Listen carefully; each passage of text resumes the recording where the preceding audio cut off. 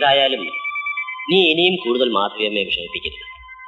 അമ്മയുടെ കഷ്ടപ്പാട് എനിക്ക് അറിഞ്ഞുകൂടാഞ്ഞിട്ടില്ല രാഘവ. പ്രതീക്ഷിച്ചിരിക്കാതെ ഒരു സംഭവം ഉണ്ടായിപ്പോയി. ബാലേട്ടൻ തല്ലുകൂടാൻ പോയെന്തിനാ?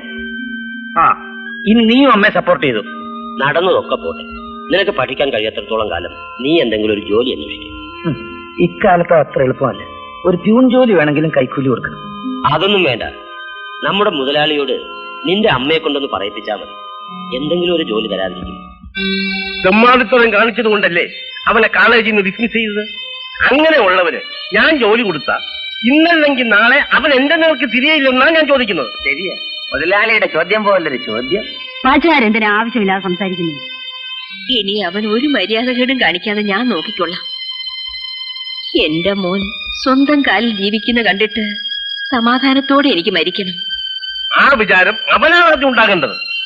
ബാലൻ ചെറുപ്പമല്ലേ, എന്തെങ്കിലും തെറ്റുപറ്റിയാൽ പറഞ്ഞു തിരിച്ചേണ്ട ചുമതല നമുക്കും കൂടിയുണ്ട്. മാത്രമല്ല, ബാലൻ ഒരു ജോലി ചോദിച്ചിട്ട് കൊടുത്തില്ലെങ്കിൽ നാട്ടുകാരെന്ത് പറയും?